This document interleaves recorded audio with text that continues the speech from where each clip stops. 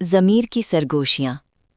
गांव उजालापुर के ऊंचे टीले पर खड़े होकर जब सूरज की पहली किरणें घाटी में बिखरतीं तो ये मंजर किसी हीरे की मानंद चमक उठता।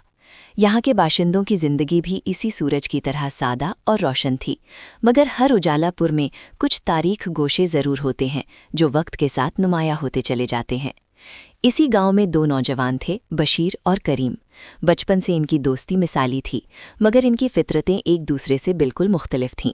बशीर ज़हीन, पुरअज़्म और बेइंतहा बाहिम्मत था, मगर उसकी आंखों में एक ऐसी चमक थी जो दूसरों के लिए लालच और हवस की अलामत बन सकती थी। वो दुनिया को फतह करने के ख्वाब देखता था और इन ख्वाबों को हकीकत बनाने के लिए हर हद से गुजर जाने पर आमादा नजर आता था। इसके बरक्स करीम खामोश तबीयत, दियानतदार और कनात पसंद था।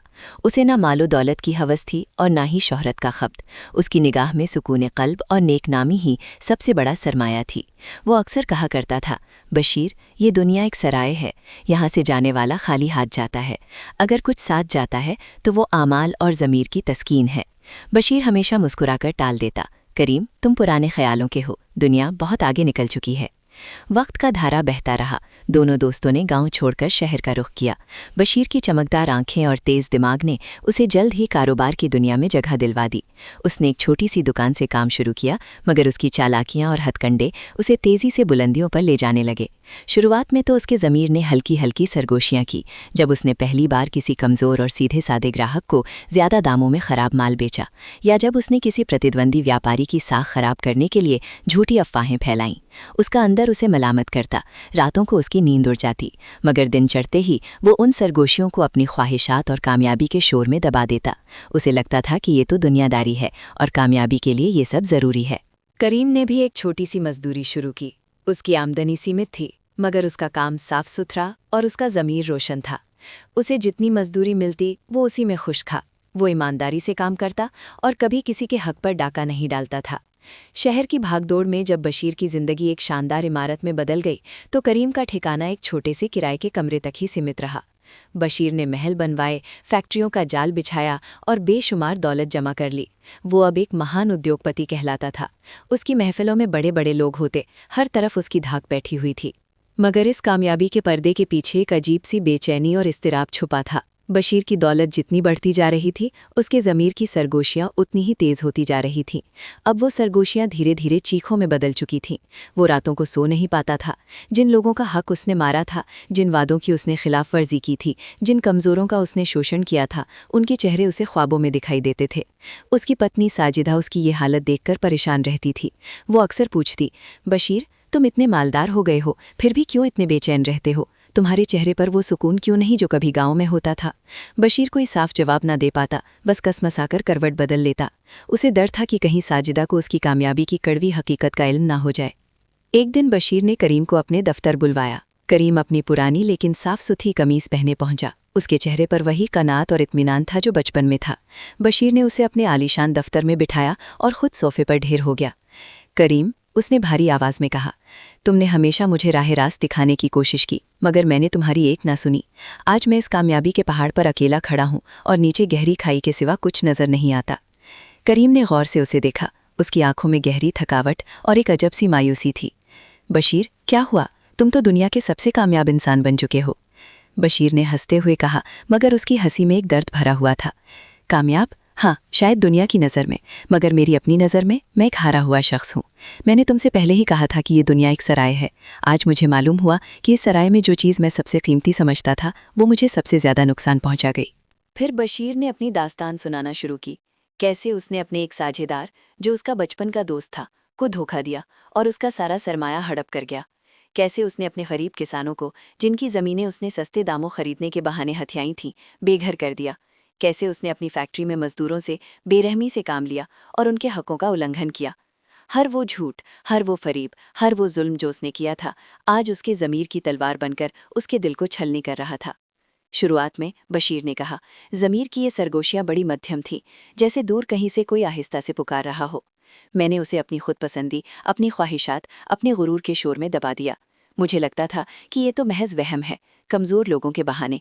मैं कहता था, मैं तो कामयाब हो रहा हूँ, ये ज़मीर की आवाज़ महज मेरे रास्ते की रुकावट है। मगर ये आवाज़ धीरे धीरे बढ़ती गई। पहले सरगोशियाँ थीं, फिर गुनगुनाहट, फिर हल्की आवाज़, फिर चीख, और अब ये मेरे कानों के पर्दे फाड़ रही है। मैं सोता हूँ तो ख्वाबों में मुझे वो चेहरे दिखाई देते हैं जिन्हें मैंने रौंदा। उठता हूँ तो उनकी बद्दुआएं मुझे हर तरफ से घेर लेती हैं। मेरा खाना पीना हराम हो गया है, मेरी रातों का सुकून छिन गया है। इस दौलत ने मुझे सब कुछ दिया, मगर सबसे कीमती चीज़ यानी मेरे अंदर का सुकून छीन लिया। करीम खामोशी से सुनता रहा, उसकी आंखों में गहरी चिंता थी। बशीर, यही कर्मों का फल है, कायनात का एक अटल नियम, जो तुम बोओगे वही काटोगे। बशीर ने सर झुका लिया। अब मुझे समझ आ रही है करीम, मेरे गुरूर ने मुझे अंधा कर दिया था। मैं समझता था कि मैं बहुत होशियार हूँ। मैं लोगों को इस्तेमाल करता रहा, उनके विश्वास से खेलता रहा। मुझे लगता था कि मेरी ताकत, मेरी दौलत मुझे हर चीज़ से बचा लेगी, मगर नहीं, कोई ताकत ज़मीर की अदालत से नहीं बचा सकती। ये अदालत मेरे अंदर ही है। इसके बाद बशीर की ज़िंदगी में एक भयानक ज़लज़ला आया।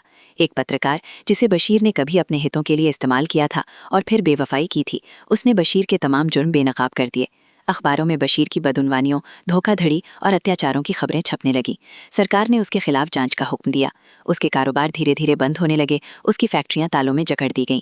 जिन लोगों को उसने कभी बेघर किया था, वो इंसाफ पाने के लिए सड़कों पर निकल आए। उसके कर्मचारी, जिन्हें वो मामूली मजदूरी देता था, उसके खिलाफ गवाह बन गए।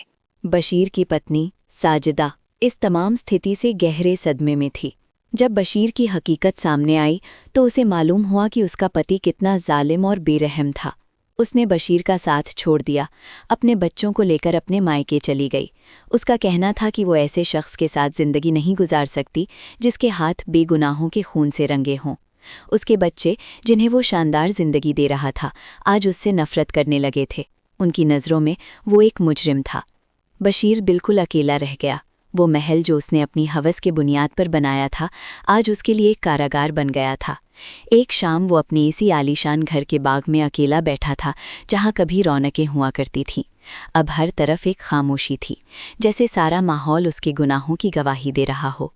उसके अंदर की आवाज़, वो ज़मीर की सरगोशियाँ जो अब चीखों में बदल चुकी थीं, उसे लगातार मलामत कर रही थीं। उसे अपना गांव उजालापुर याद आया, जहां उसकी ज़िंदगी सादा और सुकून भरी थी। उसे करीम का चेहरा याद आया, जिस पर हमेशा इत्मीनान की मुस्कुराहट रहती थी। उसे उस वक्त वो घटना याद आई जब उसने अपने गांव के गरीब किसान की ज़मीन धोखाधड़ी से हथिया ली थी। किसान रोता रहा, गिड़गिड़ाता रहा, मगर बशीर के दिल पर कोई असर न हुआ। आज उसकी अपनी ज़मीन, उसका अपना कारोबार, उसकी अपनी साख, सब कुछ मिट्टी में मिल चुका था। उसे वो मगरूर हंसी याद आई जो वो करीम की सादगी पर हंसा करता था। उसे याद आया जब करीम ने उसे कहा था, बशीर, ये गुरूर इंसान को ले डूबता है, खाक से उठे हो, खाक में मिल जाओगे। वाकई वो खाक से उठा था, मगर उसने अपने आप को आसमान का तारा समझ लिया था। उसका गुरूर आज चकनाचूर हो चुका था। उसके पास दौलत का ढेर था, मगर वो सुकून की एक सांस को तरस रहा था।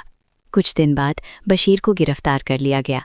अदालत में उसके खिलाफ बेशुमार सबूत पेश किए गए। जज ने उसे लंबी कैद की सज़ा सुनाई। जेल की कोठरी में, जहां दिन और रात का फ़र्क मिट चुका था, बशीर को अपनी ज़िंदगी की हर गलती साफ दिखाई दे रही थी। उसने सोचा कि अगर उसने करीम की बात मान ली होती, अगर उसने अपने ज़मीर की आवाज़ सुन ली होती, तो आज उसकी ज़िंदगी कुछ और होती। जेल में एक दिन करीम उससे मिलने आया। बशीर का रंग पीला पड़ चुका था, उसकी आंखें गहरी गड्ढों में धंस चुकी थीं। चेहरे पर नदामत और शर्मिंदगी साफ झलक रही थी। करीम, बशीर ने बमुश्किल आवाज़ निकाली, तुम आज भी वैसे ही हो जैसे गांव में थे। वही कनात, वही सुकून। काश मैंने तुम्हारी बात मान ली होती। करीम उसके सामने एक बेंच पर बैठ गया। उसके चेहरे पर कोई तकब्बुर नहीं था, सिर्फ हमदर्दी थी। बशीर, इंसान को ज़िंदगी में एक वक्त ऐसा आता है जब उसे अपने कर्मों का हिसाब देना पड़ता है। कुदरत का तराजू कभी गलत नहीं होता। जो तुमने बोया था वही काट रहे हो। तुम ठीक कहते हो, बशीर ने सिसकी लेते हुए कहा। मेरी सारी दौलत, मेरा सारा ऐश्वर्य आज मेरे किसी काम का नहीं। ये लोहे की सलाखें और ये चार दीवारी मेरे लिए कर्मों के फल का ठिकाना बन गई हैं। मैंने ज़मीर की सरगोशियों को अपनी हवस के शोर में दबाया था। आज वही सरगोशियाँ मेरे लिए अजाब बन चुकी हैं। करीम ने उसके कंधे पर हाथ रखा। बशीर, उम्मीद फिर भी बाकी है। अगर इंसान अपने गुनाहों का स्वीकार कर ले, अपने ज़मीर को पाक करने की कोशिश करे, तो शायद कुदरत उसे माफ़ कर दे। ज़िंदगी में हमेशा सुधार का एक मौका होता है, चाहे वो कितना ही देर से क्यों ना मिले। बशीर ने सर उठाया। उसकी आंखों में आंसू थे। हाँ, मैंने यही सोचा है।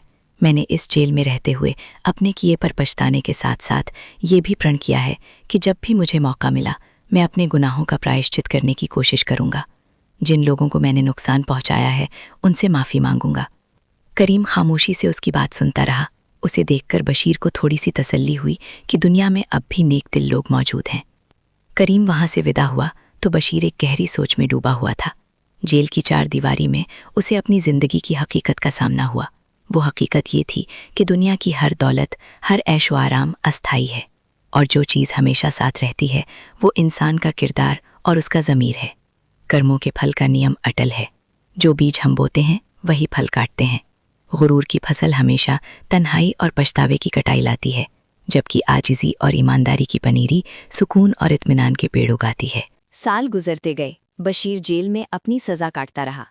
इस दौरान उसने अपने ज़मीर की आवाज़ को कभी नज़रअंदाज नहीं किया। वो अब अपनी गलतियों पर शर्मिंदा और पछताया हुआ था।